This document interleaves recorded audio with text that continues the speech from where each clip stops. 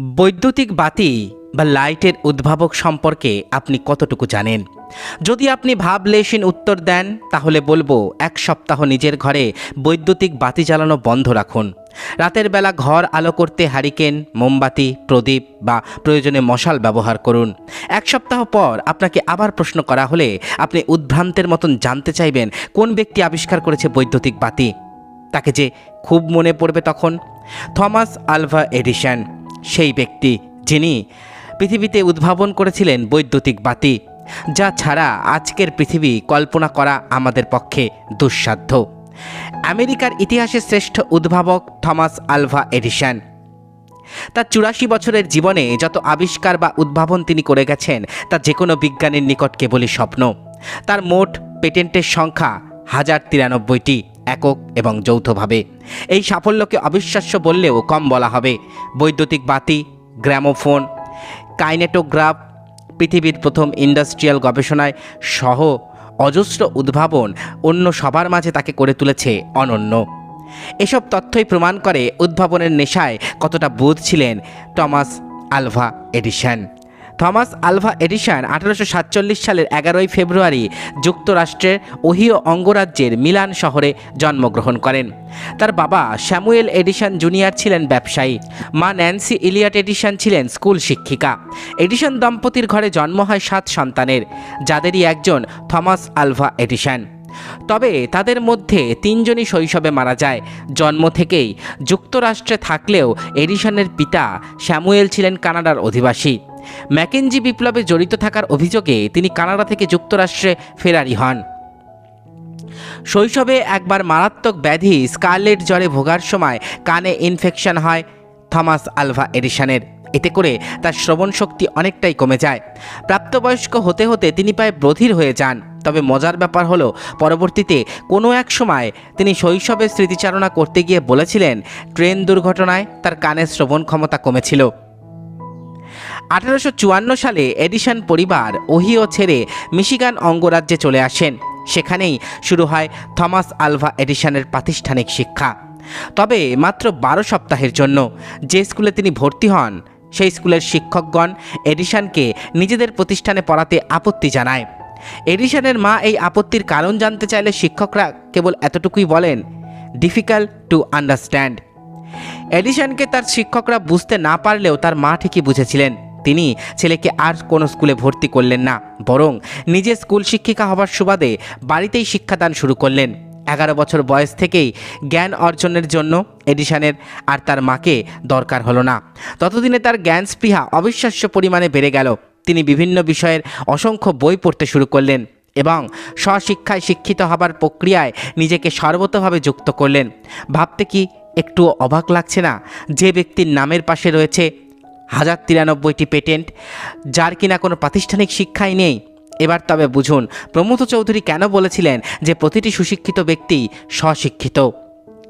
একটি কথা না বললেই নয়, থমাস আলভা এডিসনের জীবনী থেকে কেউ আবার প্রাতিষ্ঠানিক শিক্ষার প্রতি আকর্ষণ হারিয়ে ফেলবেন না, কারণ এডিসন নিজেই প্রাতিষ্ঠানিক শিক্ষার ওপর বেশ গুরুত্ব দিয়েছেন। প্রতি বছর মাধ্যমিক লেভেলে সেরা শিক্ষার্থীদের জন্য তিনি এডিসন স্কলারশিপ চালু করেন। অতএব স্কুল ছেড়ে দিয়ে এডিসন হবার চিন্তা করার মতন বোকামি করবেন না কেউ। মাত্র 11 বছর বয়সেই নিজের রসায়ন গবেষণাগার বানিয়ে নেন এডিসন। বাড়ির সেলারে তৈরি করা সেই গবেষণাগারে খুঁটিনাটি কাজ কারবার করে যেতেন আর পড়তেন অজস্র বই। 12 বছর বয়সে তিনি গ্র্যান্ড ট্রাঙ্ক রেইল রোড লাইনে সংবাদপত্র বিক্রয় করার চাকরি নেন। খুব দ্রুত তিনি সংবাদপত্র বিষয়ক কাজে দক্ষ হয়ে ওঠেন। এরই মাঝে নিজের একটি ক্ষুদ্র পত্রিকা গ্র্যান্ড ট্রাঙ্ক হেরাল্ড চালু করেন। তবে এই চাকরির সময় নিজের গবেষণার কাজ তিনি ছাড়েননি। ট্রেনের একটি মালামালের বগির ক্ষুদ্র অংশে জায়গা করে নেন গবেষণার জন্য। ভাগ্যের চাকার উল্টো ঘূর্ণন শুরু হতে বেশি দিন লাগেনি। ট্রেনের বগিতে বসে গবেষণা করতে গিয়ে একদিন আগুন লেগে যায় বগিতে। আগুন নেভানোর চেষ্টা করবেন কি, হঠাৎ করেই কানের নিচে প্রচণ্ড শব্দে ঘণ্টা বাজিয়ে দিলেন ট্রেনের টিটি। আর হতবুদ্ধি এডিসন ভয়ে কাচুমাচু। সে যাই হোক, এডিসনের ট্রেনে পত্রিকা বিক্রয় বন্ধ হলো, গবেষণাও বন্ধ হলো সাথে, কারণ এখন পত্রিকা বিক্রি করতে হবে বিভিন্ন স্টেশনে ঘুরে ঘুরে। এই ঘটনাকে কি বলবেন? দুর্ঘটনা। এই দুর্ঘটনায় আবার তার ভাগ্য খুলে দেয়। একটি 3 বছরের বাচ্চাকে ট্রেনে কাটা পড়ার হাত থেকে রক্ষা করেন থমাস আলভা এডিসন। শিশুটির বাবা তাকে পুরস্কৃত করতে চাইলেন, কিন্তু এডিসন কি চাইলেন জানেন? তিনি চাইলেন টেলিগ্রাফ সম্পর্কে তার যত কৌতূহল আছে সব মেটানোর ব্যবস্থা করেন ভদ্রলোক। ফলাফল হলো আশাতীত। ভদ্রলোকের সহায়তায় 15 বছর বয়সেই এডিসন হয়ে গেলেন একজন দক্ষ টেলিগ্রাফ অপারেটর। এরপর তিনি টেলিগ্রাফ সম্পর্কে ব্যাপক পড়াশোনা এবং গবেষণা করেন। 1866 সালে 19 বছর বয়সী এডিসন লুইভিলে চলে আসেন এবং রাতের শিফটে টেলিগ্রাফ অপারেটরের চাকরি পান। রাতের শিফটে কাজ করায় গবেষণার জন্য যথেষ্ট সময় পেতেন তিনি। তবে বিপত্তি ঘটল অন্যত্র। মোর্স কোড লেখার বদলে মানুষ টেলিগ্রাফারদের মুখে সংবাদ পড়ে শুনতে চাইত, কিন্তু এডিসনের ছিল কানের সমস্যা। ফলে অপর প্রান্তের ব্যক্তিদের সাথে তার যোগাযোগের সমস্যা দেখা দেয়। অ্যাসোসিয়েট প্রেসের চাকরি ছেড়ে 1868 সালে এডিসন নিজের শহরে ফিরে আসেন। ফিরে এসেই দেখলেন পরিবারের দুর্দশা। বাবার চাকরি নেই, মায়ের মানসিক অবস্থা দিন দিন অবনতি হচ্ছে। পরিবারের দায়িত্ব নিজের কাঁধে নিতে হবে। এক বন্ধুর পরামর্শে চলে গেলেন বোস্টন। সেখানে ওয়েস্টার্ন ইউনিয়নে চাকরি নিলেন। অবসর সময় চিন্তাভাবনায় বানিয়ে ফেললেন একটি ভোট গণনা যন্ত্র। কিন্তু দুর্ভাগ্যজনকভাবে ম্যাসাচুসেটের আইন প্রণেতারা যন্ত্রটির প্রতি কোনো আগ্রহই দেখালেন না। 1869 সালে এডিসন নিউ ইয়র্ক চলে এলেন। এই সময় তিনি একটি স্টক স্টিকার যন্ত্র উদ্ভাবন করেন, যা একই সাথে একাধিক কাজ করতে পারে। এডিসনের এই কাজে the gold and stock company মুগ্ধ হয় এবং যন্ত্রটির স্বত্ব কিনে নিতে এডিসনকে $40,000 প্রদান করে। এই সাফল্যে অনুপ্রাণিত হয়ে এডিসন তার টেলিগ্রাফারের কাজ একেবারেই ছেড়ে দেন এবং উদ্ভাবক হিসাবে পুরোদমে কাজ শুরু করেন। 1871 সালে এডিসন 16 বছর বয়সী তরুণী ম্যারি স্টিলওয়েলকে বিবাহ করেন। সে বছরই তার মা মারা যায়। তবে এসব বিষয় আর উদ্ভাবনের কাজে খুব একটা প্রভাব ফেলেনি। আগের বছরই তিনি তার বাবার সহায়তায় নিউ জার্সিতে একটি ছোটোখাটো গবেষণাগার ও মেশিন উৎপাদনকারী প্রতিষ্ঠান নির্মাণ করেছিলেন। 1870 থেকে 75 সালের মধ্যে এই প্রতিষ্ঠানটি একই সাথে ওয়েস্টার্ন ইউনিয়ন এবং তার প্রতিযোগী প্রতিষ্ঠানগুলির জন্য টেলিগ্রাফ সংক্রান্ত অনেক যন্ত্রাংশ উৎপাদন করে। এরই মাঝে তিনি তৈরি করেন চমৎকার কোয়াড্রুপ্লেক্স টেলিগ্রাফ, যা একই সাথে দুটি গন্তব্যে সিগন্যাল পাঠাতে সক্ষম। যন্ত্রটি তিনি মূলত ওয়েস্টার্ন ইউনিয়নের জন্যই বানিয়েছিলেন, কিন্তু রেলওয়ে টাইকুন জে গোল্ড যন্ত্রটি অবিশ্বাস্য পরিমাণ অর্থের বিনিময়ে ওয়েস্টার্ন ইউনিয়নের নাকের ডগা থেকে ছিনিয়ে নেন। গোল্ড এডিসনকে ক্যাশ বন্ড সহ $1,00,000 প্রদান করে যন্ত্রটি কিনেছিলেন। 1876 সালে নিউ জার্সির মেনলো পার্কে ইন্ডাস্ট্রিয়াল রিসার্চের জন্য একটি বড়সড় গবেষণাগার ও যন্ত্র উৎপাদনকারী প্রতিষ্ঠান গড়ে তোলেন এডিসন। এখানে ব্যবস্থা করেন উন্নত গবেষণার। মাত্র 1 বছর পরেই এখান থেকে তৈরি করেন ফোনোগ্রাম যন্ত্র। একই বছরে তিনি মেনলো পার্ক থেকেই কার্বন ট্রান্সমিটারেরও উদ্ভাবন করেছিলেন। এই কার্বন ট্রান্সমিটারের সাহায্যে তখন আলেকজান্ডার গ্রাহাম বেল কর্তৃক আবিষ্কৃত টেলিফোনের শ্রবণযোগ্যতা আরও বৃদ্ধি পেয়েছিল। বৈদ্যুতিক বাতির আবিষ্কারক হিসাবে অধিকাংশ মানুষ থমাস আলভা এডিসনকে চেনেন, কিন্তু ধারণাটি পুরোপুরি সঠিক নয়। 1800 সালে পৃথিবীর প্রথম বৈদ্যুতিক বাতি আবিষ্কার করেন ব্রিটিশ বিজ্ঞানী হামফ্রে ডেভি। তার বাতিটি ছিল একটি আর্ক ল্যাম্প। তবে এডিসন বৈদ্যুতিক বাতি ব্যাপক উন্নয়ন সাধন করেন এবং এমন একটি বাতি তৈরি করেন যা হামফ্রে ডেভির আবিষ্কৃত বাতি থেকে অনেক বেশি আলো দিত। তাছাড়া তিনিই প্রথম বাণিজ্যিকভাবে বৈদ্যুতিক বাতি উৎপাদন শুরু করেন। সেজন্য থমাস আলভা এডিসনকেই বৈদ্যুতিক বাতির আবিষ্কারক বলতে চান অনেকে। 1878 সালে এডিসন সিদ্ধান্ত নেন প্রচলিত স্বল্প আলোর ব্যয়বহুল বাতির পরিবর্তে অধিক আলোর সস্তা বাতি তৈরি করবেন। এই উদ্দেশ্যে তিনি চালু করেন এডিসন ইলেকট্রিক লাইট কোম্পানি। মাত্র 1 বছরের মাথায় সাফল্য ধরা দেয়। তিনি প্ল্যাটিনাম ফিলামেন্ট ব্যবহার করে যে বাতি তৈরি করলেন তা প্রচলিত বাতির চেয়ে কয়েক গুণ বেশি আলোকিত করত। তবে ফিলামেন্ট দ্রুত উত্তপ্ত হয়ে গলে যাওয়ার বাতিগুলি দীর্ঘস্থায়ী হচ্ছিল না। এরপর তিনি ফিলামেন্টে প্ল্যাটিনামের পরিবর্তে ব্যবহার করলেন কার্বন, আর এতেই সফলতা এলো আশাতীত। আলো হলো অনেক বেশি, সাথে সাথে হলো দীর্ঘস্থায়িত্ব।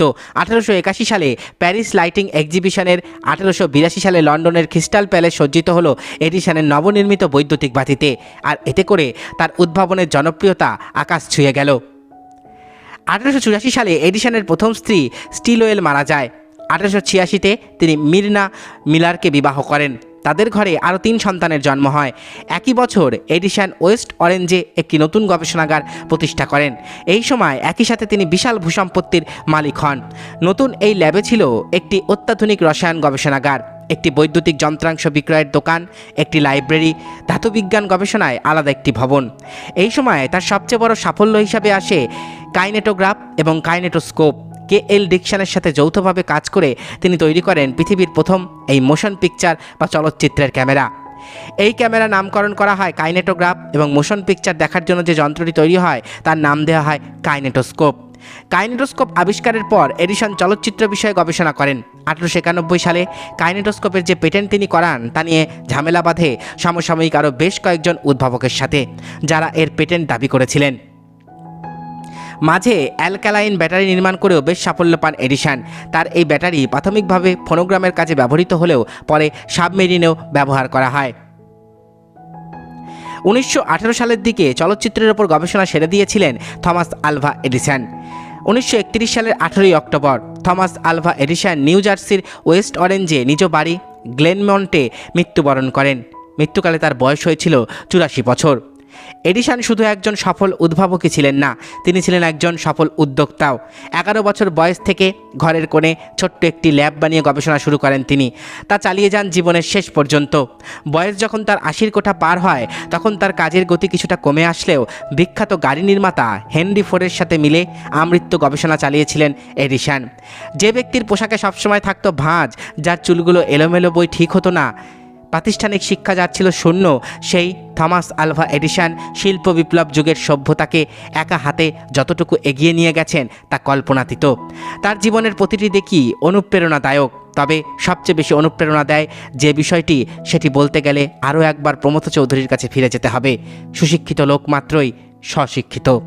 এতক্ষণ আপনারা শুনলেন বৈদ্যুতিক বাতির আবিষ্কর্তা বিজ্ঞানী থমাস আলভা এডিসনের জীবন কাহিনী শুনলেন আপনারা।